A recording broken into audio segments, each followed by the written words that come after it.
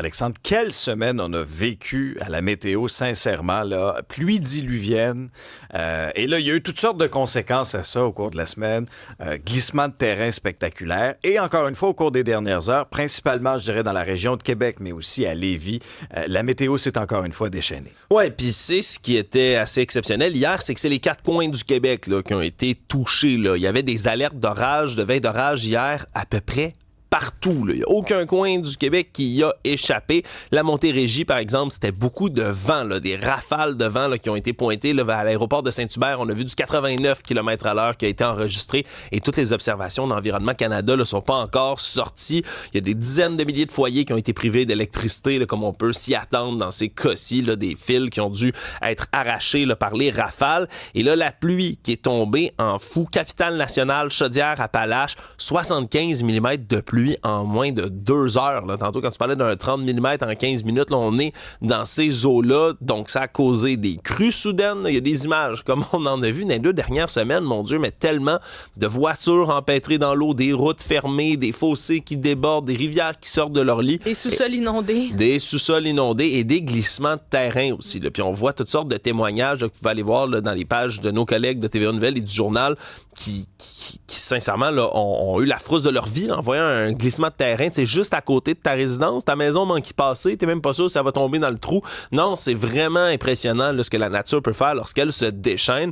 Et là, tu sais, dans les quantités de pluie, c'est à Charny, 93 mm de pluie qu'on en aurait recensé le plus. À Sept-Îles, il y a goûté aussi. Les citoyens de Havre-Saint-Pierre, il y a 47 mm de pluie qui est tombée. Fait que quand je dis tous les coins du Québec, là, il y en a eu un peu partout.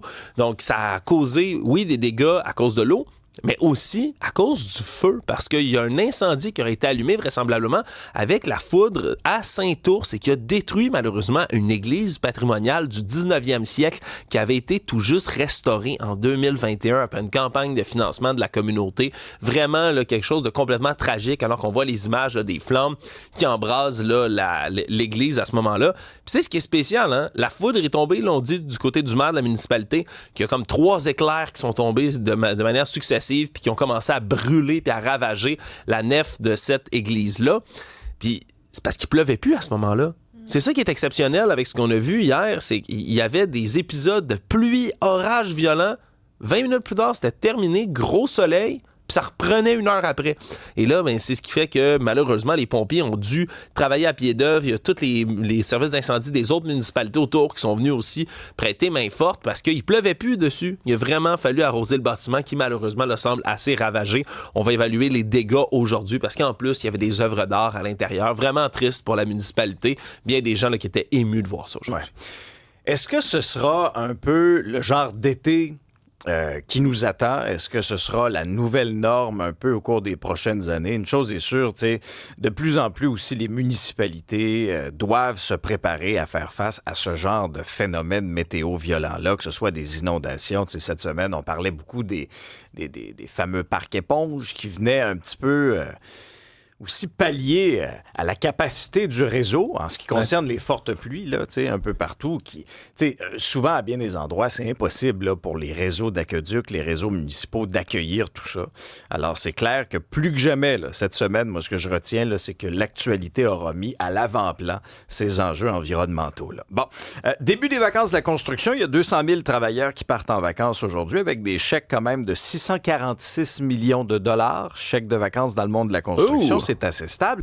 Et pour plusieurs familles, il y avait un peu d'inquiétude parce qu'il y avait menace de grève là, du côté des parcs de la CEPAC. La grève est finalement évitée. Oui, puis c'est à 75% là, que les membres du syndicat de la fonction publique et parapublique du Québec, là, de la CEPAC, les quelques 2500 membres syndiqués, ont accepté là, donc leur entente de principe. On évite donc le début de la grève, puis déjà du côté de la CEPAC, on avait dit aux gens, annulez pas vos réservations, annulez rien. Là. On vote, il y avait jusqu'à 16h30 hier par vote électronique pour déposer là, leur bulletin de scrutin. Et donc, finalement, tout va rester ouvert. C'est des augmentations de salaire là, qui vont jusqu'à 25% là, aux membres membres de la CEPAC qui vont venir donc les motiver à rentrer au travail là, dès la fin de semaine là, pour accueillir tous les vacanciers qui vont y aller. Puis des vacanciers, ils risquent d'y en avoir pas mal parce que selon un sondage de CA Québec, Alex, on a au-dessus de la moitié des Québécois qui prennent des vacances cet été, qui vont les prendre au Québec, ici. Il y a au moins 15% qui vont rester chez eux, 39% là-dedans qui s'en vont sur la route, là, qui vont décider d'aller se promener un peu partout, faire du camping, aller faire de la plage, aller faire évidemment des randonnées dans le bois. Donc tout ça va évidemment stimuler l'économie d'ici. C'est une bonne nouvelle. Mais c'est également en raison de l'économie qu'on décide de rester aussi, parce que c'est le taux de change qui est défavorable un peu partout, le fait qu'on veuille de moins en moins aller aux États-Unis également, ajouter à tout ça le contexte du coût de la vie, ça devient très, très favorable donc de rester au Québec. Et là, on a au-dessus de 200 000 travailleurs de la construction qui vont partir comme ça. Il y en a d'autres qui gardent le fort aussi également. Là, c'est 80% des travailleurs de la construction qui vont prendre des vacances. Il y a un 20% qui continuent de travailler un peu partout sur les chantiers au Québec parce qu'il y a des besoins qui sont criants, particulièrement en résidentiel. Hein? Donc, il y a des chantiers qui ne fermeront pas de l'été. Deux réflexions. Les chiffres, d'abord, pour les États-Unis, me surprennent pas dans le contexte actuel. En tout cas, moi, je fais partie de ceux qui croient. Pourquoi, moi, je voudrais aller dépenser $1 dans un pays qui est en train là, vraiment de bouleverser l'échiquier mondial, de bouleverser la réalité d'un paquet de travailleurs canadiens et québécois. Alors, moi, c'est clair que dans mes vacances, ça fait pas partie de mes plans d'aller aux États-Unis. Et pour ce qui est du résultat que tu nous parlais là, par rapport à la CEPAC, tant mieux si ça s'est réglé, si les syndiqués ont jugé que c'était la bonne offre, le bon contrat de travail pour eux. Si ça n'avait pas été le cas, puis moi, ça avait mené à une discussion un peu houleuse avec leur président de syndicat plus tôt cette semaine, moi, j'aurais considéré ça comme une grave erreur. Si sincèrement, les syndicats avaient déclenché une grève en plein milieu des vacances de la construction, j'aurais pas compris, puis j'ai adressé la situation en face avec le président du syndicat cette semaine. En quoi, exemple, scraper les vacances des Québécois aurait fait avancer leur cause? Alors moi, ça, j'aurais toujours pas compris nécessairement cette stratégie syndicale-là. Oui, c'est correct. On me dit, oui, il faut avoir un certain levier dans la négociation. OK. Mais regardez ce qui s'est passé à Québec avec les travailleurs du réseau de transport de la capitale. Ils ont écœuré le monde pendant les 2 semaines du Festival d'été de Québec. Est-ce qu'ils ont un contrat de travail aujourd'hui? Est-ce que vraiment, là, ils ont le momentum dans la négociation? Au contraire, ils se sont juste mis des citoyens à dos. Alors, tant mieux si, dans le cas de la CEPAC, ça s'est réglé positivement pour les syndiqués, mais je pense que dans l'opinion publique, ça aurait très, très mal passé si le syndicat était allé de l'avant avec, effectivement, cette menace de grève. Parlons un peu de Donald Trump, qui est toujours le meilleur, le plus brillant, le gars le plus en santé aussi, hein, quand on se fie à son bilan médical, là, c'est incroyable. Il avait la shape d'un joueur de football de la NFL. On apprend qu'il souffre d'une insuffisance veineuse. Oui, un problème de santé qui a été là, avoué par la Maison-Blanche là, hier. Je tiens à revenir sur le jour de football aussi, Alex, parce que tu sais que Trump et moi, on fait presque au millimètre près la même taille. Ah oui, on est de la même taille, on fait 6 pieds 3 les deux. Il disait qu'il faisait mon poids, dans le fond. Ce que j'ai très mal pris, je vais vous dire, ce que j'ai très mal pris en le regardant, le Donald, dans ses t-shirts, dans ses polos de golf, en train de golfer avec la bédaine quasiment à l'air. Je vous avoue que moi, ça m'avait heurté, mais bon, hein, vous le jugerez comme vous voulez en me regardant à la radio si je suis du même poids que M. Trump. C'est peut-être pas réparti de la même façon. C'est là. peut-être ça aussi. Bon, revenons à... T'as un plus beau teint, par contre. Ouais, t'es moins orange. Je suis moins bronzé. Mes cheveux tiennent un peu plus. Après le golf. Ben oui, Trump, il va beaucoup au golf. On s'en reparle. Oui, puis il est champion de son club toutes les années, à chaque fois, contre tout le monde. C'est pas fantastique. Bon, revenons à nos moutons, parce que, une insuffisance veineuse chronique, hein, qui est assez fréquente, là, c'est bénin, courant chez les individus de 70 ans et plus. Et la porte-parole de la Maison-Blanche, Caroline Leavitt, a voulu donc révéler tout ça en disant qu'il n'y avait pas de maladie artérielle plus profonde, de thrombose veineuse, par exemple, mais on voulait répondre à toutes les images qui circulaient sur les réseaux sociaux depuis déjà plusieurs semaines, où on voit des grosses échymoses, des gros bleus sur les mains de Donald Trump. Il y a ça. Il y a les chevilles enflées aussi, oui. Donald. Oui, le peu de photos, on le voit assis en train d'écouter, par exemple, un match de sport ou autre chose. On voyait que c'est Ses mollets, les jarrets étaient larges. Là. C'était vraiment comme ça qu'on l'interprétait sur les réseaux sociaux. Là. Et là, ce serait des ecchymoses qui sont dues, justement, à... Eux autres disent à sa prise d'aspirine, donc dans le cadre de tout ça, mais aussi à son serrage de main fréquent. Hein? C'est ça qui donnerait des bleus ses mains. Il serre tellement de mains, le Donald, qui finit par avoir des bleus ses mains. Parce que lui, c'est la poignée de main. Là, c'est quasiment... Puis, comme ça, sur le thème de YMCA. Ouais, exact. Il y a une partie de bras de fer. Et donc, ça pourrait peut-être, même si c'est un problème bénin, on s'entend, là, ils n'ont pas annoncé qu'ils souffraient de fibrose kystique, mais on sait que quand même, les attaques de Donald Trump ont été tellement répétées sur le camp de Joe Biden qui disait ils ont caché des problèmes de santé, ce qui est vrai. D'ailleurs, ils ont caché ces problèmes de santé, sa dégénérescence pendant des années. Mais Donald Trump est officiellement maintenant le président le plus vieux à entrer en fonction. Joe Biden a quitté, lui, à 81 ans. Là, Donald Trump a 79 ans, il va quitter plus vieux que Joe Biden a quitté le poste. Est-ce que ça pourrait finir par le rattraper? Parce que c'est pas une job de tout repos, hein? Je sais pas si vous le saviez, être président des États-Unis d'Amérique. Et là, on a un autre homme très, très vieux qui est en poste, qui risque de développer quand même des problèmes de santé comme ceux-là. Son aura d'invincibilité, disons, en prend un tout petit peu autour de ça. Oui, puis c'est sûr que là, cette semaine, avec toute l'affaire Epstein, avec toute la pression également... Bon, c'est sûr que le Donald doit avoir des grosses journées, mais c'est surtout que c'est l'arroseur arrosé. Là. Tu le soulignes avec raison. Là. Trump a fait ses choux gras de la santé de Joe Biden, avec toutes sortes de surnoms. Il mettait vraiment de l'avant son incapacité à gouverner, à prendre des décisions. Alors là, c'est sûr que le fait... Trump, on s'entend, a un ego démesuré qui va toujours se vanter d'être le meilleur, le plus fort, le plus beau, le plus fin, le plus brillant. Alors, c'est sûr qu'il y a des questions par rapport à sa santé qui vont commencer à apparaître dans les prochaines années. Mais c'est parce qu'avec l'âge, à un moment donné... Il y a ça, mais c'est juste que, quand tu t'en vas claironner puis quand tu t'en vas, là, casser du sucre sur ton adversaire politique, exactement sur ce point-là... Ça, puis sur les propos incohérents de Joe Biden, mais si vous voulez des propos incohérents, pour vrai, écoutez, il donne pas sa place. Écoutez 5 minutes. Non, mais au-delà des tarifs, pour vrai, il y a des extraits audio de Donald Trump qui parle ou qui livre un point de presse, qui répond à des questions. Puis c'est une salade de mots incompréhensibles. Il nomme des noms de gens qui n'ont pas rapport avec le dossier. Il va nommer des chiffres qui n'existent absolument pas, là, qui fait juste nommer le premier chiffre qui passe par la tête puis le plus gros possible avec le plus de zéro à la fin. C'est assez spécial, merci. Si c'était Biden qui avait fait ça, on en parlerait partout. Mais moi, tant qu'il danse, tant qu'il est encore capable de danser, là, il va être correct, Trump. Là, il veut poursuivre le Wall Street Journal.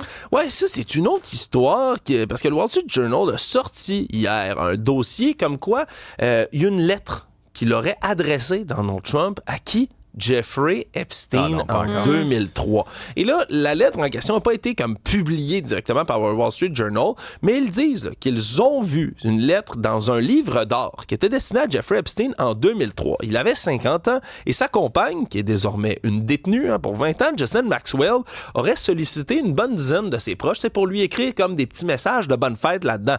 Qui a été sollicité parmi cette dizaine de proches triés du haut volet? Donald Trump, selon le Wall Street Journal. Et là, il aurait écrit à la dactylo une lettre entourée d'un contour d'une femme nue qui aurait été comme dessinée au marqueur. Une lettre avec un contenu salace, d'ailleurs. Là, toutes sortes de blagues sexuelles, semble-t-il, étaient écrites dans cette lettre. Et il aurait comme gribouillé sa signature, la signature très reconnaissable de Donald Trump, sous la tête de la femme comme une toison pubienne. C'est ce qu'on rapporte du côté du Wall Street Journal. Et là... on veut poursuivre du côté de Donald Trump en disant que c'est complètement faux. Il a demandé à Pam Bondi, la Attorney General des États-Unis, parce que ça a l'air que ça sert à ça maintenant quand t'es procureur général des États-Unis, faire les volontés de ton président quand il est fâché d'un article. Toute autre tâche connexe. Et toute autre tâche connexe, voilà, de poursuivre donc le Wall Street Journal. Est-ce que ça va pousser le Wall Street Journal à remettre la lettre en public, de publier directement des images de tout ça? Peut-être. Mais on se comprend. Avec les propos qui avaient déjà été tenus de Donald Trump, qui sont connus publiquement, grab them by the pussy, pour ne pas le nommer, et autres commentaires salaces, ça lui ressemble. Est-ce que Jeffrey Epstein aurait apprécié recevoir des blagues salaces? Semble-t-il qu'il y en avait d'autres, des lettres qui étaient un peu là-dessus aussi dans le livre d'or. On peut fortement présumer également. Bref, j'ai hâte de voir, mais l'histoire, là, le dossier Epstein, ça lui colle à la peau. Teflon Don a enfin trouvé quelque chose qui colle à la poêle. Oui, et c'est un dossier qui refuse de mourir, une roche qui devient de plus en plus grosse dans le soulier du président américain. Et tant qu'il n'y aura pas de révélation, d'explication un peu plus claire, c'est dans mon esprit, en tout cas, je suis convaincu que ça va le suivre et ça va devenir de plus en plus intenable comme situation. Là, on essaie de se défendre de quelle façon le Wall Street Journal, tu sais, qui est solide aussi, là, qui a les moyens de ses ambitions lorsqu'on avance de tels faits envers le président. J'ai l'impression que ça risque de l'occuper et ça risque vraiment là, de peut-être pas améliorer son insuffisance veineuse. Là. Moi, c'est mon inquiétude là, dans le cadre du président. C'est dans la presse ce matin, la fonderie Horn qui refuse de respecter la limite établie par Québec au niveau là, des particules dans l'air. Oui, c'est ce qu'on apprend. Ils veulent présenter dans les prochains jours là, une demande de modification de l'autorisation ministérielle qui a été envoyée en 2023 par le gouvernement Legault. Là. En gros, c'est les documents qui envoyaient les obligations à la fonderie Horn là, de se conformer d'ici le 31 décembre 2027. On se comprend qu'ils ont encore du temps pour respecter la limite légale d'arsenic dans l'air, la concentration d'arsenic aussi dans ces rejets. Tout ça, là, c'est très technique, c'est 3 nanogrammes par mètre cube dans l'air qu'on veut relâcher, qui serait maintenant la nouvelle norme. Mais là, eux disent qu'ils sont convaincus que les niveaux actuels là, sont absolument corrects. On est au-dessus de 5 fois la limite, c'est 5 fois plus élevé du côté des rejets d'arsenic, ce que la fonderie Horn fait en ce moment, et disent même remettre en question la validité scientifique des études de la santé publique du Québec. Eux ont commandé leurs propres études de biosurveillance et en disant que d'ici 1 an, ils vont livrer leurs propres conclusions de cette firme-là qu'ils ont mandaté de le faire, et ils disent que c'est techniquement impossible d'atteindre la norme québécoise. Du côté de la santé publique, on se défend absolument et on rejette catégoriquement l'idée qu'on leur permette de continuer à rejeter autant d'arsenic dans l'air. On dit qu'il n'y a même pas de niveau de zéro risque là, pour l'exposition à l'arsenic, puis que c'est déjà un compromis de la réduire à la norme à laquelle on veut l'abaisser. Bref, la fonderie Horn qui revient encore une fois dans l'actualité, puis pas pour les meilleures raisons, Alex. Moi, vous savez, puis en toute transparence, là, je l'ai déjà dit, je vais le redire, je suis originaire de Rouyn-Noranda, j'y ai vécu une 20aine d'années. Si c'est 3 nanogrammes par mètre cube, la norme au Québec, ça devrait être 3 nanogrammes par mètre cube, la norme à Rouyn-Noranda. On n'est pas des citoyens de seconde zone à Rouyn-Noranda, là. Si c'est 3 nanogrammes par mètre cube à Westmount puis à Outremont, ben ça devrait être 3 nanogrammes à Rouyn-Noranda. Alors, moi, je trouve ça indécent. Ce genre de sortie de la part d'une multinationale qui a fait une fortune au fil des ans. C'est fou, hein? Et là, après ça, on vient justifier avec de tels arguments. Sincèrement, je trouve ça risible. Alors, j'espère, de un, que la santé publique va tenir son bout. J'espère que le gouvernement aussi va tenir son bout. Tu sais, il en va de la santé, de la sécurité de tout le monde. Et, tu sais, ce qu'on demande... Bon, un plan, puis on donne... C'est pas pour demain matin, le plan, là. OK? Décembre 2027, avec les moyens financiers de cette entreprise-là, voyons, c'est évident, là, dans mon esprit, que ces gens-là sont capables d'atteindre les cibles. Et il en va de tout le monde. De un, pour leur rayonnement à eux en termes de relations publiques, et bien sûr, pour la santé des gens. C'est drôle quand même qu'il n'y ait pas une seule autre entreprise de tout le Québec au grand complet qui a remis en question la validité scientifique d'une norme qui est établie depuis des années. C'est drôle qu'il y a une entreprise qui a un problème avec ça, qui rejette 5 fois plus, puis c'est la seule qui conteste la validité scientifique. La science est correcte pour tout le monde, sauf la fonderie Horn. La science, ça s'applique partout sur le territoire, puis il n'y a pas d'exception, puis Rouyn-Noranda, c'est pas une exception. Bon, Marianne, il y a toute une controverse en ce moment à la suite de la publication d'une lettre ouverte de Gilbert Rozon là, qui se défendait. Est-ce que, dans le fond, le débat aussi en trame de fond, c'est est-ce que la presse devait, oui ou non, donner ce droit de parole-là à Rozon? Ça a créé tout un malaise, je dirais, dans la communauté artistique parce que c'est parti mercredi soir quand la presse a publié une lettre rédigée par Gilbert Rozon dans leur section Opinion. Je vous rappelle que Gilbert Rozon fait face à des poursuites civiles intentées par 9 femmes pour des agressions sexuelles et des viols présumés qui se seraient produits entre 1980 et 2004. Le procès est interrompu pour la période estivale, mais va reprendre à la fin août. Et en gros, dans son texte, Gilbert Rozon réagit à 2 textes qui ont été publiés les 9 et 12 juillet dernier dans le même journal, donc dans le journal La Presse, soit la chronique d'Isabelle Haché. Et je vais mettre entre guillemets qu'est-ce qu'il a écrit dans sa lettre. Isabelle Haché qui, ouvre les guillemets, qui cherchait essentiellement à faire pencher la balance de la justice en ma défaveur. Et un éditorial également de Stéphanie Gramont qui ont été abordés là, dans cette lettre de Gilbert Rozon. Et dans le haut de la page de l'article de La Presse, on mentionne que la presse est ouverte à entendre, à publier l'opinion des personnes mises en cause dans ses reportages, dans ses chroniques, dans ses éditoriaux.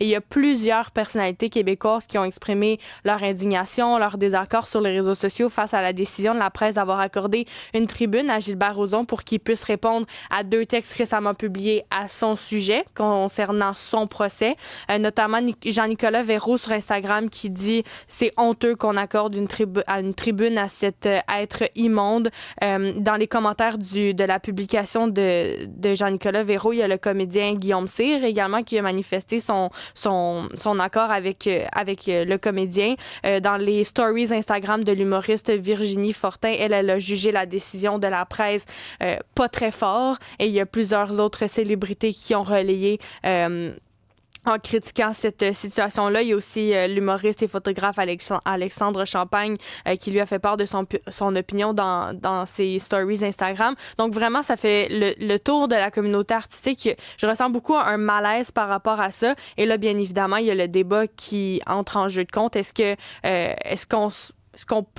qu'un média doit diffuser la lettre d'une personne qui est présentement accusée pour agression sexuelle, viol, etc.? Ça, c'est une chose, mais tu sais, nous, en même temps, j'ai lu là, la lettre de Rozon. On n'est pas obligé non plus de croire ses arguments. Tu sais, il y a un passage qui m'a marqué, là, je vais vous le citer. « J'ai respecté les enquêtes, je n'ai jamais utilisé les médias contre les demanderesses, ni tenté d'influencer la justice. Aujourd'hui, nous voilà rendus en cour civile, là où n'importe qui peut poursuivre sans enquête préalable. » Je veux dire, on se souviendra de certaines de ces déclarations dans les corridors du palais de justice. C'est pas de discréditer les demanderesses, je me demande ce que c'est. Et il y a un autre texte intéressant de Léa Clermont-Dion qui a répliqué à cette lettre-là. Et autre passage, elle dit « Rozon a bu le Kool-Aid de l'idéologie réactionnaire dénigrant joyeusement les victimes d'agressions sexuelles. Un discours bien rodé qui ne se contente pas de discréditer les personnes qui dénoncent, mais attaque aussi systématiquement le mouvement MeToo. » Ah, c'est quelque chose. Puis je veux dire, dans sa lettre, Rozon est là en train de parler de l'argent qui corrompt tout, puis c'est une question d'argent, puis ils sont là pour l'argent. C'est parce qu'il y a eu un procès criminel contre lui avant. Il a peut-être l'air de l'oublier, puis le procès criminel n'a rien donné, finalement. Il a été acquitté. Faut le préciser. Exact, il a été acquitté. Donc, les femmes qui le poursuivent après au civil, c'est comme l'option B, de dire que tout ça est motivé avec l'argent. Ça prend du culot. Alors, je vous rappelle que là, ça fait relâche pour l'été. Ça reprendra donc rapidement à l'automne. Et au sport, en terminant, ça a été un match de fou remporté par les Alouettes. Vraiment, dans les derniers instants de la rencontre, une victoire de 26-25 contre les Argonauts de Toronto. Ouais, fallait pas quitter son siège trop tôt en fin de partie parce que ça a bardé pas mal, sincèrement. Là, dans les dernières minutes, on est revenu de 12 points sans réplique au 4e quart là, pour les Moineaux.